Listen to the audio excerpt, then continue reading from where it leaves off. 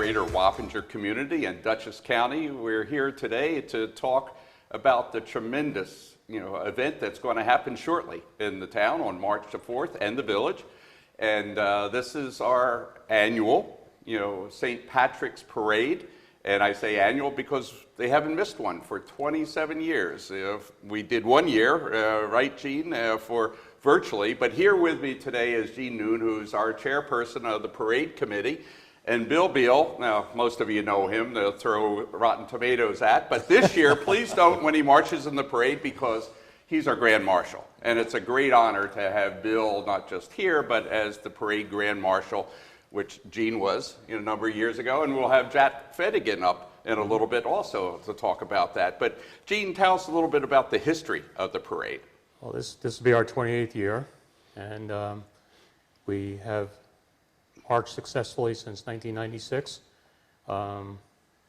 With 1 year, we did do a virtual parade because of the COVID problems, but we did put out a parade, and that was thanks to you and Mike Miner, who put that parade on for us.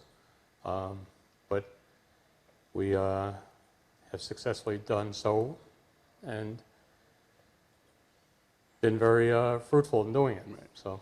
And Bill has been the MC for most of those years, right? It seems like. So Bill, what's involved with kind of running through the parade as talk about the parade stand or how it winds down the road and what happens in that? Yeah, so wow, it's been 25 years that I've been the Master of Ceremonies prior to this year, and standing at the reviewing stand as each part of the parade passes by and celebrating Irish heritage since 1998 when I first took the helm as the Master of Ceremonies. Right. The reviewing stand used to be located on South Avenue previously, and we were able to move it down toward the Grinnell Library when they reconfigured the roadway. Right. And now we have a great view from the reviewing stand right down the hill, which is picture perfect. Now, for the past 25 years, I've been in one location. Yeah. I've never seen the parade route since the inception of this parade.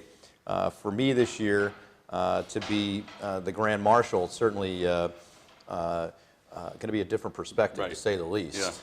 Being able to see the complete line of march from the top to the bottom. Right. Well, actually, you were telling me that while it's 25 years being the MC for the program, but goes back much longer. Your dad and your mom, you would be upstairs, your mom's telling you, don't come down and interrupt the parade committee meeting in your living room or dining room, I guess. 1996 when it began, actually 95 when it began, my family has been involved since day one. My Uncle Dave Costello was the first chairman of the committee, and our entire family has had some role within the entire existence of this parade. Bill, being Grand Marshal, in my mind, is a great honor. What does it mean to you and your family? To be named the Grand Marshal of this parade really means more to me than I can put into words. It's a prestigious title, number one, but a title that I never expected to receive. Having been involved with this parade in a way that I've considered in the background, as the Master of Ceremonies for one particular location for 25 years, to be bestowed this honor, especially in light that my mother recently passed away, and she dedicated so many years to this event, really means so much. At the Emerald Ball, which was held recently, it was a great event. Great event held by the committee. My mother had previously been the co-chair of that event. To stand before 200 people and alongside a number of past Grand Marshals, it really hit me that this is a huge honor, and I can't thank the committee enough for allowing me to have this title. Jean, is there one thing, one event, one activity, or one person, other than Bill, that stands out in your mind as being really what the parade is about, and maybe explain a little bit of that and what you see in the values, the merit, because it's a tremendous event, for the county, for the community. But what would you say? We have many people on the committee who contribute to this, and it's not just one person taking care of it. They make my job easy, okay? And I started out back in '96. I was on this committee for a couple of years, but because the Irish being the Irish, there was a lot of infighting and stuff like that. So I went back to being a cook down at the Knights Columbus, and I cooked there for 12 years. But then Mike Kelly, who was one of the original people, his wife passed away, and he asked me to come back, help him out on the committee with the Journal. So for the last 15 years, I've been doing a Journal. Yeah. So there's a beautiful journal about the parade, the events, the website, the scholarships. You know, there is some promotional advertisements, color, some black and white, certainly. And Gene was telling me beforehand, be about, what, 180 pages this year? That's what it's looking like. I'm working on Amazing. it now, and I should be finished with it hopefully tonight or first thing in the morning. But it's about 180 pages, and about 95 of those pages are going to be color. Well, that's amazing. And what do the proceeds? You know, there's monies that are raised from the Journal and the ads. What do Yeah. they go to? The most of the Journal money comes in to pay for the parade, because obviously the parades aren't free. Yeah. We pay for, we have about 10 to 12 bands, and they average a cost about $1,000, $1,200 a band. We also have to pay for insurance. We pay for porta potties along the way, along the parade route, and things like that. And we've been able to get donations by giving free ads in a book to Royal Karting. They give us all the garbage cans you see out in the streets. This year, I was able to hook up Durant's party rentals, and they're donating bleachers for us for handicap seating, which will be set up in front of Glenelg Library. Oh, that's great. So again, those are the people, and we also have the Renegades who donate the fencing you see on the street to keep everybody off the streets. Right. So we go out and we hustle, and a lot of that is myself and Bill's father, John, and Jack Fettigan, who take care of when we go out, and we're out there pressing the flesh for 6 months getting this thing going.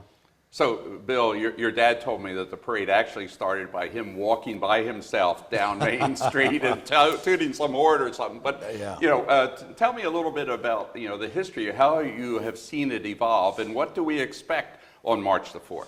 Sure. I think it's important, especially as a councilman, to mention that this particular parade is funded entirely by donations. And I don't think Gene gives himself enough credit for the amount of money that's raised and the amount of time and effort that's put into the Journal, which really generates a lot of funding for the bands that you see at this parade. So this entire event from start to finish is a culmination of committee work, which begins literally the day after. Well, we started here with the first organizational meeting months ago, last year, right? Right.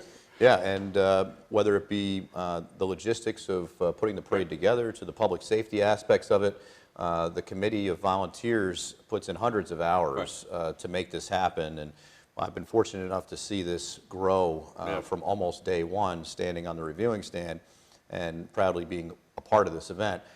Now, on Saturday, March 4th, the parade steps off at 1 o'clock. There'll be road closures occurring at 12:30. Prior to the parade stepping off, there'll be a road race, which will be running the actual parade route to kind of get everybody energized and motivated for the actual parade itself. So folks that are going to be coming to watch the parade, you're going to want to get into the village well before 12:30, if not earlier, because the roads will close and it will be difficult to get in. What are some parking locations for those that don't live in the village that are driving here from throughout the county? Sure. I mean, the side streets are generally where people park around the perimeter of this event. The parade marches down West Main Street, which is 9D, down and over the bridge, up East Main Street, down to South Avenue, and then it turns on Elm Street and South Mizzier back to North Mizzier and Mizzier Park. So getting into the area to find parking is something you want to do as early as possible. to ensure that you can get in. Because once the streets close, the streets are closed, and you're going to have to walk in to watch this parade. This is no small event. This is a large event that takes a lot of preparation, a lot of planning, and just having over 10 large pipe bands coming into this event, not to mention the number of other groups, whether it be the Scouts, or whether it be the Irish step dancing groups. You're talking dozens of people associated with each one of these groups. Again, making sure that you get in place early. The reviewing stand is going to be adjacent to Grinnell Library. That entire corridor, that area right there, is where a lot of people gather. The bands will play in that area, and I'm looking forward to, again, being amazed with some of these bands that will come from afar to be part of this parade. Well, actually, the step-off begins at the Wappingers Rural Cemetery. Correct. Yeah, and that gives you an idea. That's up in the town of Poughkeepsie portion on West Main Street, and so that gives you an idea how long the parade is. Gene, we can talk more about it. Talk about the parking. You got the South Hills Mall. Yep. You can park there. There are a couple of parking spot places on Mill Street. There's a new one up on West Main Street at the top of the hill. Mm-hmm. There's also the junior high. People can park down there. Right. Yep. There's a few parking spots on Market Street, and then handicap parking next to the Mizzier Park on Spring Street. Right. Yep. But that's only reserved for the handicap, so because that's where we're going to set up the handicap. Right. Which is very important, people. We have really made an effort, the committee, to look after the handicap needs, to make sure it's really ADA, suitable, so that you can come out and watch the parade, and of all ages, right? It's there, and I can only reemphasize that get out there early, because there's thousands of people, that come and watch. And as Bill said, the main streets will be closed at 12:30, Right. but if you're on the west side, we close North Street, McCaffrey, and Clinton Street at 12 o'clock, because that's where all the units line up. Right. Okay. Yeah. So, and then right from the rural cemetery down. Right. And then our fire departments all congregate up at the old New Hamburg Fire Department up at the east end there. Mm-hmm. And I assume, Bill, that a number of our local establishments, the restaurants, the cafes, and others will be open, for this event. So we really want to encourage you to patronize our local, businesses. They really can use the bump up, especially since we did miss the live parade, during COVID, and this is a great opportunity for them, because they are really great supporters of the parade, of the community, which really is what we want to emphasize. This is about our community, what we, trying to do. And one of the larger places that is open to the public is Knights of Columbus in the right end of the village. They have a big hall they open up to the public, and they serve corned beef and hot dogs and stuff like that for the kids, and adult libations and soda and stuff for the kids, and same thing with VFW. Yeah. Is another, and that's where the committee meets after the parade to give out awards and stuff like that. So what about, just briefly, because it's really very relevant to you, Bill, and your family name, is scholarships that come out of this. Certainly, the committee has offered scholarships for high school seniors who of Irish descent that have applied. My mother, who passed in 2021, was very involved with the scholarships. My father still remains involved with that to continue the legacy of this committee and this parade. It's important, and Gene, you may be able to expand further on how that works. Would be good. yeah, we renamed the scholarship after Bill's mom, Exactly. Catherine Beal Memorial Scholarship. We bumped it up to $1,500 per student, so there's $3,000 going out to the kids, and we get 2 every year. And applications can be found on our website. Right. And any high school senior going to any college can apply. There's rules and stuff based on the website, and John and Trish, Yeah. they are the committee now, and they take care of reading all the essays and taking care of all the applications. Yeah, no, it's So- a great program, especially in honor of Bill's mother, you know, Yeah, for all Tri- that she did for this. Trish is my aunt, Yeah. my mom's sister, Yeah. Trish Costello, who has taken the reins with my dad to ensure that that scholarship process continues, and I'm very thankful to the committee Right. for naming the scholarships after my mom. Yeah. Any final words in closing, you know, and then I'm going to ask Jack Fettigan to come up here to tell maybe a couple stories that stick in his mind about the parade. And they'll be censored, you know, if they're not. Mike will edit it out. But everybody knowing Jack, he's just a great, you know, guy. But Bill, Gene, you want some closing comments? Just everybody to come out and have, according to the weather report, there might be a little bit of rain, but it's supposed to be 50 degrees next Saturday. No. Come on out and enjoy yourselves. But it's rain or shine. Rain or shine, we march in all kind of weather. Yes. So. Yeah, this event will happen and has happened in every type of weather. Of course, we hope for the luck of the Irish that day to have Right. a beautiful day, which will happen for the special occasion. And one thing that I've emphasized from the reviewing stand, and you touched on it, Gene, and Supervisor, it's important that folks that come to this parade spend money in the village too, Yes. and not just at the commercial establishments. We Right. appreciate all the commercial establishments that have supported this event, but just as importantly, with the nonprofit organizations, whether it be the Knights of Columbus or the VFW. And we have Mizzier, I think maybe has some tours or something. Right, The Mizzier Historical Homestead. Society, our homestead. Certainly, you don't just come for the parade. Right. Spend some time, bring Yeah, the stay family. around. It's a great event celebrating Irish culture and really kicking off the St. Patrick's season. The event being held every year on the first Saturday really is the sign that it's time to start celebrating the Irish. Right. And we do so for the next 2 weeks after Yep. that. And we're proud to host this parade in its 28th year. Well, just- go I'm ahead. sorry. Yes. No. Just failed to mention, we do have a decorating contest that we sponsor, Okay. businesses and homes. Oh, And, that's- yeah. okay, so you start seeing the posters around the village, and you start seeing the decorating in the windows. Yeah. I start seeing it already.